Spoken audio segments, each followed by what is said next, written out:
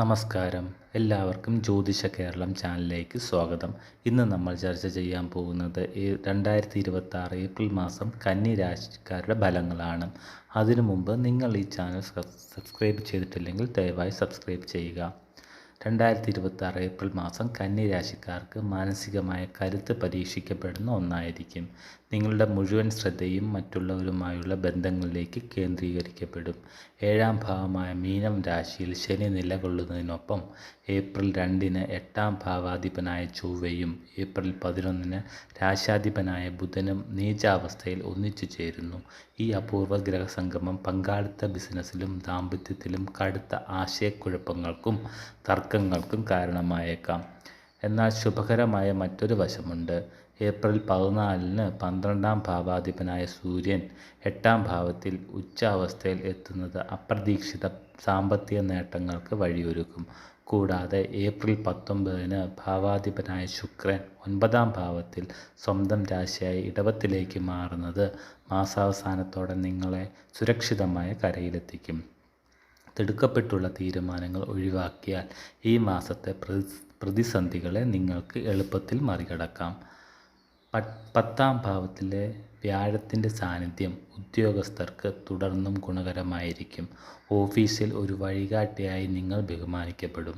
എങ്കിലും ഏപ്രിൽ 11-ന് 10ാം ഭാവാധിപനും രാശാധിപനുമായ ബുധൻ 7ാം ഭാവത്തിൽ നീചാവസ്ഥയിൽ എത്തുന്നതോടെ നിങ്ങൾ എടുക്കുന്ന തീരുമാനങ്ങൾ പാളിപ്പോകാൻ സാധ്യതയുണ്ട്.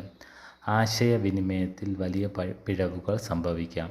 നിങ്ങൾ ഉദ്ദേശിക്കുന്ന കാര്യമായിരിക്കില്ല മറ്റുള്ളവർക്ക് മനസ്സിലാകുന്നത്.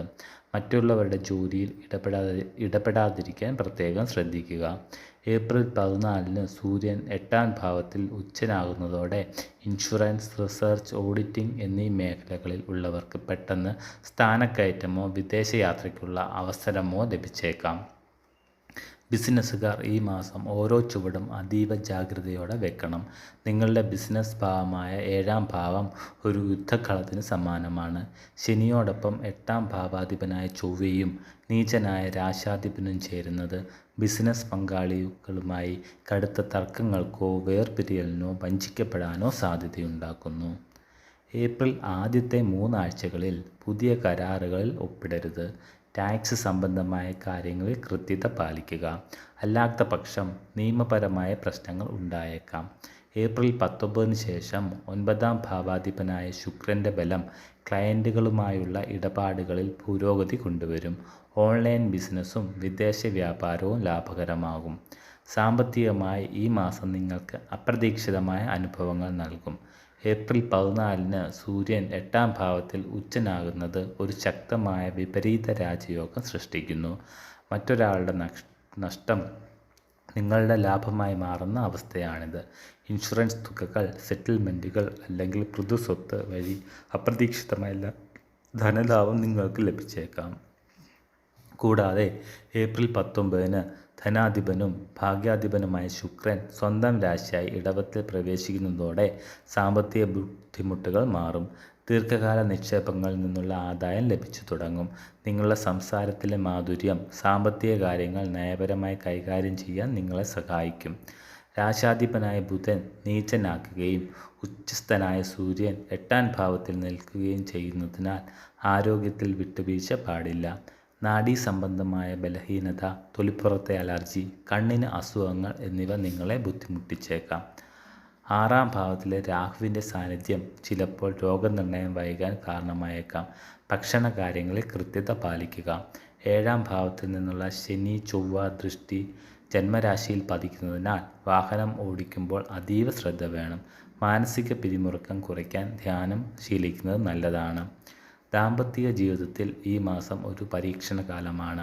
7ാം ഭാവത്തിലെ ശനി, ചൊവ്വ, നീചനായ ബുധൻ എന്നിവയുടെ സ്വാധീനം പങ്കാളിയുമായി അനാവശ്യ തർക്കങ്ങൾക്കും അഹംഭാവം മൂലമുള്ള പിണക്കങ്ങൾക്കും കാരണമാകും. പരസ്പരം വാക്കുകൾ തെറ്റിദ്ധരിക്കാൻ സാധ്യതയുണ്ട്. ബന്ധങ്ങളിൽ വിള്ളൽ വീഴാതിരിക്കാൻ മൗനം പാലിക്കുന്നതാണ് ഏറ്റവും നല്ല പരിഹാരം. പങ്കാളിയുടെ ആരോഗ്യത്തിനായി പണം ചിലവാക്കേണ്ടി വന്നേക്കാം. ഏപ്രിൽ 19-ന് ശേഷം 9ാം ഭാവത്തിലെ ശുക്രൻ പിതാവിൽ നിന്ന് വലിയ പിന്തുണ ഉറപ്പാക്കും. കുടുംബത്തോടൊപ്പം ഒരു തീർത്ഥാടനത്തിനോ ആത്മീയ യാത്രയ്ക്കോ പ്ലാൻ ചെയ്യും. ഇത് നിങ്ങളുടെ മനസ്സിന് വലിയ സമാധാനം നൽകും. വിദ്യാകരമായ ബുധൻ നീചനാകുന്നതിനാൽ വിദ്യാർത്ഥികൾക്ക് ഏകാഗ്രതക്കുറവ് അനുഭവപ്പെടാം. പഠിച്ച കാര്യങ്ങൾ പരീക്ഷാ സമയത്ത് മറന്നു പോകാനോ ആശയക്കുഴപ്പങ്ങൾ ഉണ്ടാകാനോ സാധ്യതയുണ്ട്. എന്നാൽ ഉന്നത പഠനത്തിനും ഗവേഷണത്തിനുമായി ശ്രമിക്കുന്നവർക്ക് 9-ാം ഭാവത്തിലെ ശുക്രനും 10-ാം ഭാവത്തിലെ വ്യാഴവും വലിയ നേട്ടങ്ങൾ കൊണ്ടുവരും. വിദേശ സർവകലാശാലകളിൽ അവസരങ്ങൾ ലഭിക്കാൻ സാധ്യതയുണ്ട്. 7-ാം ഭാവത്തിലെ ദോഷങ്ങൾ മാറാനും മാനസികമായ വെളിച്ചം ലഭിക്കാനും ഇനി പറയുന്ന പരിഹാരമാർഗങ്ങൾ ശ്രദ്ധാപൂർവം ചെയ്യുക. രാശാധിപനായ ബുധൻ്റെ നീചദോഷം മാറാൻ എല്ലാ ബുധനാഴ്ചയും ശ്രീ വിഷ്ണു സഹസ്രനാമം ജപിക്കുക. ഇത് നിങ്ങളുടെ തീരുമാനങ്ങളിൽ വ്യക്തത കൊണ്ടുവരും. അപ്രതീക്ഷിത അപകടങ്ങളും ബിസിനസ്സിലെ തർക്കങ്ങളും ഒഴിവാക്കാൻ ചൊവ്വാഴ്ചകളിൽ രാഹുകാലത്ത് ദുർഗാദേവിക്ക് വിളക്ക് തെളിയിച്ച് പ്രാർത്ഥിക്കുക.